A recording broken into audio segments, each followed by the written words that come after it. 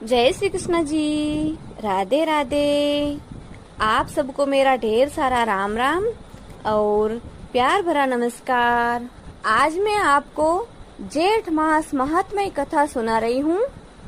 इस कथा में कुल 30 अध्याय हैं जो आपको मेरे इस चैनल पर एक के बाद एक उपलब्ध हो जाएंगे और आप प्लेलिस्ट में जाकर देखेंगे तो आपको सभी अध्याय एक ही साथ में मिल जाएंगे। वैसे तो वैशाख के महीने को बहुत ही पवित्र महीना माना गया है। स्नान, दान, धर्म, पुण्य सब के लिए वैशाख मास बहुत ही पवित्र महीना है। लेकिन जेठ का महीना भी कोई कम नहीं है। शास्त्रों में वैशाख मास के समकक्षी ही जेठ मास को बताया गया है।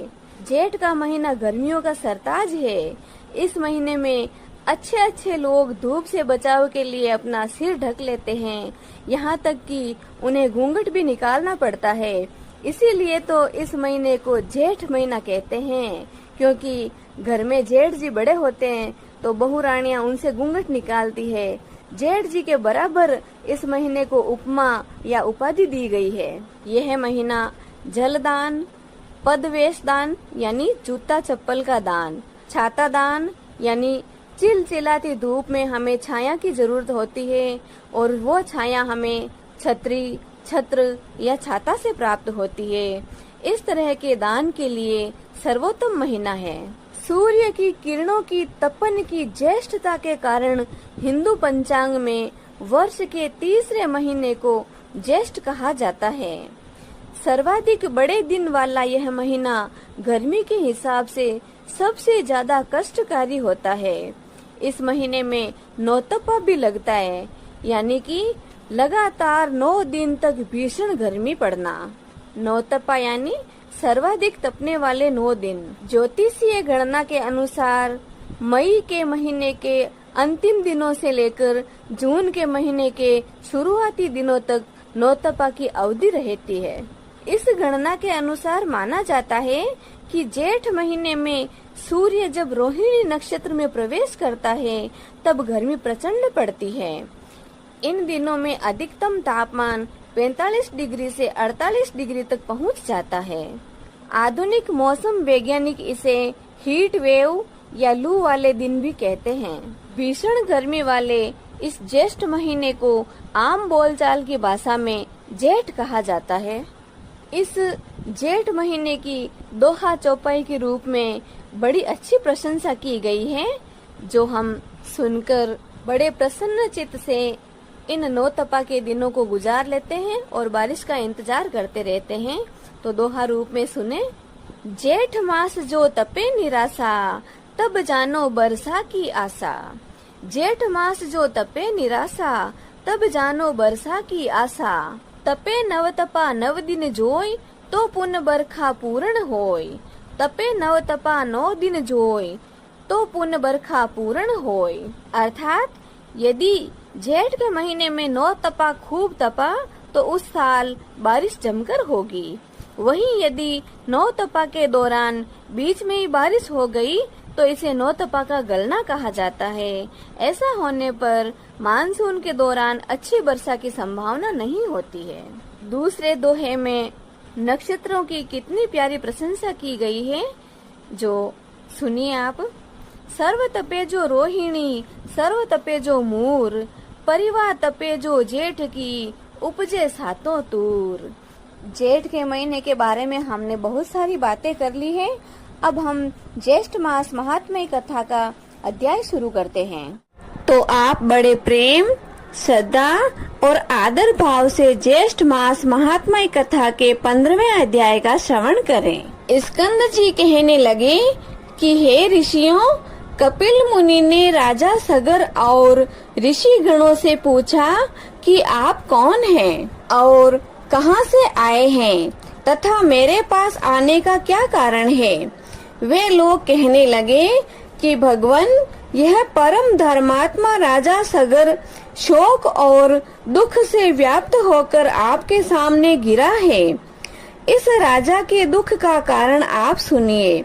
यद्यपि आप अखिल ज्ञान के ज्ञाता हैं, हे प्रभु, इस राजा सगर ने अपने 60,000 पुत्रों से युक्त होकर अश्वमेध यज्ञ को आरंभ किया था और इसने संग्राम में इंद्र को भी जीत लिया था।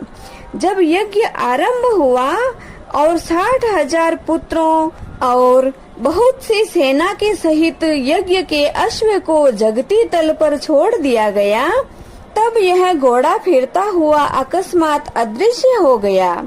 उसके अदृश्य होने पर उन वीरों ने बिल पर्यंत त्रैलोका में उसको खोज किया और समस्त पृथ्वी तल के भागों को देखा।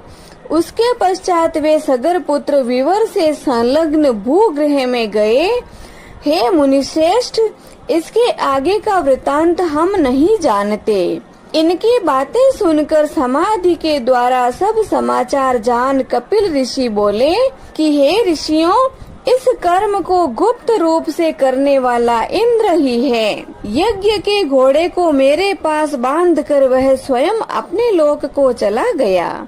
सगर के पुत्र, राज्य मंत्री और अश्व के रक्षक ने मुझको चोर समझकर बांध दिया और मारने पीटने लगे। तदंतर मेरी क्रोधाग्नि से सब सगर पुत्र आदि जल गए। मैंने उनको जानकर भस्म नहीं किया था। ऋषि श्रेष्ठ कपिल ने इस प्रकार कहकर अत्यंत दुख प्रकट करते हुए विलाप करके स्वयं अपने हाथ से राजा सगर को उठाकर अपने हाथों से उसके मुख कमल को पोंछा और मधुर वचन बोले कि हे राजश्रेष्ठ, भय मत करो, तुम अपने राज्य को जाओ। तुम्हारा 100वां यज्ञ मेरे वरदान से पूर्ण हुआ।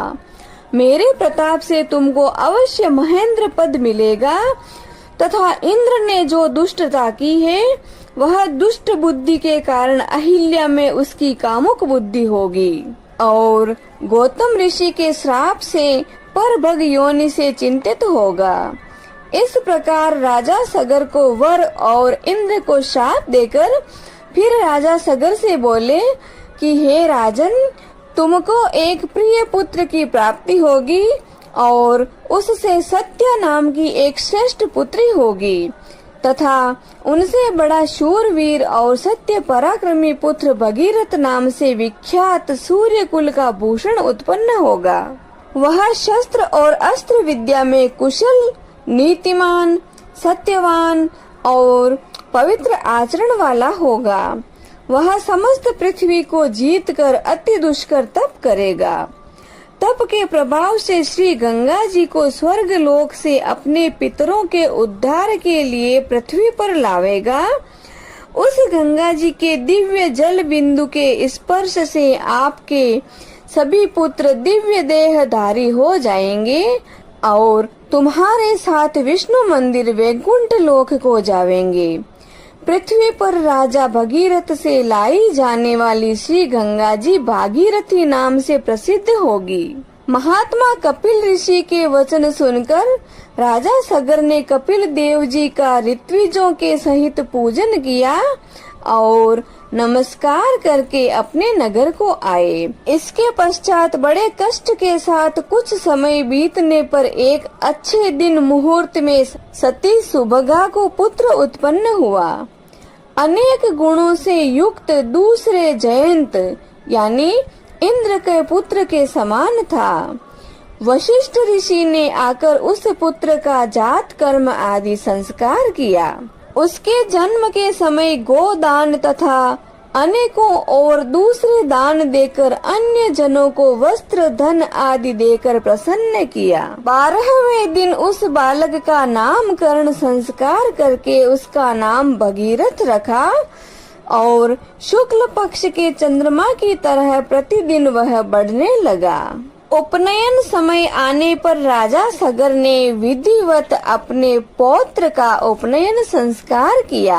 वह राजपुत्र 16 वर्ष की आयु के पूर्व ही हाथी, घोड़ा, रथ आदि समस्त विद्याओं और कलाओं का पूर्ण ज्ञाता हो गया। उसको समस्त गुणों से पूर्ण राज्यभार को सहन करने में समर्थ, महान तेजस्वी जानकर तथा मंत्रियों के साथ विचार करके उस सुजन्मा भगीरथ को राज्य दे दिया गया। राजा भगीरथ अपने पितामह का राज्य पाकर समस्त भूमंडल पृथ्वी का पुत्रवत पालन करने लगा।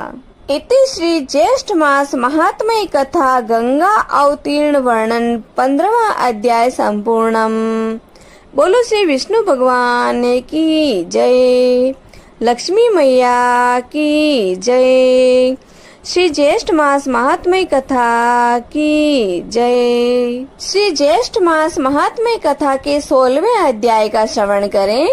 स्कंद जी बोले कि हे विप्रो, उसके पश्चात राजा भगीरथ निष्कंटक राज्य कर अपने पूर्व पितरों के समान समाचार सुनकर अत्यंत उदासीन हो गए और समस्त राज्य तथा कोष यानी खजाने को अपने पितामह राजा सगर के अधीन कर उनकी आज्ञा लेकर दारुण तप करने के निमित्त तपोवन को चले गए। श्री शिवजी को प्रसन्न करने के लिए निराहार रहकर स्थित चित्त से पंचाक्षरी विद्या यानी ओम नमः शिवाय का जप करने लगे तथा 10 वर्ष पर्यंत दिन रात एक पैर पर स्थित खड़े रहकर जल मात्र आहार करके तथा वायु पीकर तप करने लगे। इस प्रकार तप करते हुए जब राजा भगीरथ को बहुत समय बीत गया, तब भक्त वत्सल श्री शिवजी महाराज स्वयं वहां आकर प्रकट हुए। भगीरथ की भक्ति के वशीभूत होकर जब वर देने के लिए श्री शिवजी महाराज स्वयं वहां पर आए, तब राजा भगीरथ ने शिवजी को देखकर और प्रणाम करके उच्च स्वर से मधुर वचन बोले। भगीरथ कहने लगे कि हे शिव शंभो, आपको बारंबार नमस्कार है। हे सबको सुख देने वाले, हे जगन्नाथ, आपको बारंबार नमस्कार है। हे विश्व के सर्जनहार, रजोगुण स्वरूप, आपको कोटि कोटि नमस्कार है। हे पालनहार, सत्व गुण स्वरूप, आपको नमस्कार है। हे सबके पालनहार, कर्मों के फलदाता, भुक्ति यानी भोग्य पदार्थ और मुक्ति के दाता, मन वचन तथा कर्म स्वरूप ब्रह्मीभूत, आपको बारंबार नमस्कार है। वायु को अंदर रोककर ध्यानशाली योगी लोग जिस निरीह शंभु को देखते हैं, उन सदाशिव को सदैव नमस्कार है। स्कंद जी बोले कि हे ब्राह्मणों, इस प्रकार भगीरथ की स्तुति से प्रसन्न होकर शिवजी बोले कि हे राजन, हम तुमसे बहुत प्रसन्न हैं, तुम वर मांगो। ऐसा सुनकर राजा भगीरथ बोले कि हे शिव शंभो, यदि आप मुझ पर प्रसन्न हैं तो मुझको आप दृढ़ भक्ति प्रदान करें और मेरे पितरों की विशुद्धि के लिए सिद्धिदाता श्री गंगा जी को लाइए। श्री शिवजी कहने लगे कि हे राजन, वह गंगा स्वर्ग में वास करती है। श्री गंगा जी को यहाँ लाने की हम में सामर्थ्य नहीं है। त्रैलोक्य से वंदना किए जाने वाले श्री विष्णु भगवान की तुम वंदना करो। जिस उपाय से श्री विष्णु भगवान तुम पर प्रसन्न हो, वही उपाय करो। वह प्रसन्न होकर स्वयं तुम्हारे पास चले आएंगे। हम उस परम गुप्त व्रत को तुमसे कहेंगे। हे राजन, प्रथम सूर्य पुत्र ने भगवान विष्णु की स्तुति की और नमस्कार कर उनको प्रसन्न किया। प्रसन्न होकर भगवान विष्णु ने उस गोप्य व्रत को करने के लिए उनसे कहा और उसकी विधि आदि भी समझाई। उसके पश्चात बहुत दिनों तक भगवान विष्णु ने उस व्रत को गुप्त रखा। इस समय उस व्रत को मैं तुमसे कहता हूँ, तुम विधि पूर्वक उस व्रत को करो। ज्येष्ठ मास में प्रातः काल उठकर विधि पूर्वक स्नान करो तथा त्रिविक्रम यानी वामन भगवान का पूजन करो। पंचाग्नि का सेवन, ब्राह्मणों को दही चावल का दान और श्रेष्ठ जल दान करो। इस प्रकार 1 मास तक व्रत करने से भगवान प्रसन्न होंगे और समस्त पापों को नाश करने वाली उस स्वर्ग वाहिनी श्री गंगा जी को लाएंगे। श्री शिव जी के वचनों को सुनकर राजा भगीरथ ने शिवोक्त व्रत को किया। उस व्रत के अनुष्ठान मात्र से ही श्री विष्णु भगवान राजा भगीरथ के समीप आ गए। उन भगवान विष्णु की स्तुति तथा नमस्कार कर उनसे परम पावनी श्री गंगा जी के लिए राजा भगीरथ ने याचना की। विष्णु भगवान बोले कि हे भद्र भगीरथ, तुम मंदाकिनी के पवित्र तट पर मेरे साथ चलो। वहाँ चलकर जप, हवन, स्नान, द्विज तर्पण यानी ब्राह्मण भोजन और भक्ति युक्त चित्त से अनशन व्रत करो। इस प्रकार 1 वर्ष तक इस व्रत को करते रहो। पश्चात यह गंगा तुम्हारे साथ चली जाएगी। भगवान श्री विष्णु के वचनों को प्रमाण मानकर राजा भगीरथ ने विष्णु भगवान के साथ मंदाकिनी के सुंदर तट भाग में स्थित होकर विष्णु भगवान के कहे हुए व्रत का परम भक्ति से अनुष्ठान किया। तब श्री सरद्विरा गंगा जी प्रसन्न हो गई और राजा भगीरथ के सामने सुंदर नेत्रों वाली स्त्री के रूप में प्रकट हो गई। यही त्रिपथा गंगा है। ऐसा जानकर भगीरथ ने इनकी स्तुति की और मंदाकिनी प्रसन्न होकर बोली कि हे राजन, तुम मुझसे वर मांगो। ऐसे वचन सुनकर राजा भगीरथ बोले कि हे भद्र, मेरे साथ पृथ्वी पर पितरों की मुक्ति के लिए आप चलिए। भगीरथ को तथा अस्तु कहकर वह गंगा उसके साथ पृथ्वी तल को गई। एकम के दिन प्रकट होकर दशमी के दिन प्रवाह रूप हो गई और लोगों को पवित्र करने के लिए पृथ्वी पर अवतीर्ण हुई। तत्पश्चात भगीरथ ने श्री गंगा जी के दिव्य जल से अपने पितरों को प्लावित किया। गंगा जल से प्लावित वे सब भस्म राशि सगर के पुत्र दिव्य देहधारी होकर वैकुंठ को गए। इति श्री ज्येष्ठ मास महात्म्य कथा गंगा अवतीर्ण 16वां अध्याय संपूर्णम। बोलो श्री विष्णु भगवान की जय, लक्ष्मी मैया की जय, श्री ज्येष्ठ मास महात्म्य कथा की जय। अब हम जगत के पालनहार प्रभु की आरती करते हैं। हरिओम। शांताकारं भुजगशयनं पद्मनाभं सुरेशं विश्वाधारं गगनसदृशं मेघवर्णं शुभांगं लक्ष्मीकान्तं कमलनयनं योगिभिर्ध्यानगम्यं वन्दे विष्णु भवभयहरं सर्वलोकैकनाथम्। ओम जय जगदीश हरे स्वामी, जय जगदीश हरे। भक्त जनों के संकट, दास जनों के संकट क्षण में दूर करे। ओम जय जगदीश हरे। जो ध्यावे फल पावे, दुख बिन से मन का। ओ प्रभु दुख बिन से मन का। सुख संपत्ति घरे आवे, सुख संपत्ति घरे आवे। कष्ट मिटे तन का। ओम जय जगदीश हरे।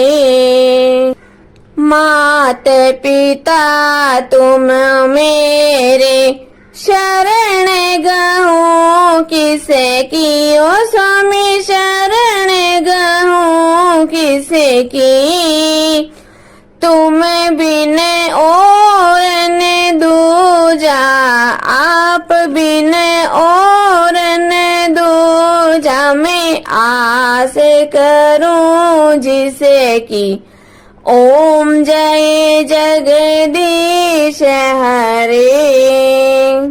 तुम पूर्ण परमात्मा तुम अंतर्यामी, ओ प्रभु तुम अंतर्यामी। पार ब्रह्म परमेश्वर, पार ब्रह्म परमेश्वर तुम सबके स्वामी। ओम जय जगदीश हरे। तुम करुणा के सागर तुम पालन करता हो स्वामी, आप पालन करता। मैं मूर्ख खल कामी, मैं सेवक आप स्वामी।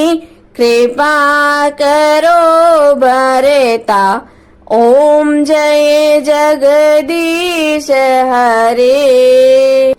तुम हो एक अगोचर सबके प्राणपति, ओ प्रभु सबके प्राणपति। किस विध मिलो दयामय, किस विध मिलो कृपामय। आपको मैं कुमति, ओम जय जगदीश हरे। दीन बंधु दुख हरता ठाकुर तुम मेरे हो, प्रभु रक्षक आप मेरे। करुणा हाथ बढ़ाओ, श्रद्धा प्रेम बढ़ाओ।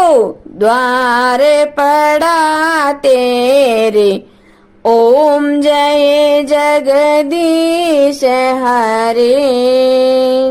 विषय विकार मिटाओ, पाप हरो देवा हो स्वामी, कष्ट हरो देवा। श्रद्धा भक्ति बढ़ाओ, करुणा प्रेम बढ़ाओ। संतन की सेवा, ओम जय जगदीश हरे।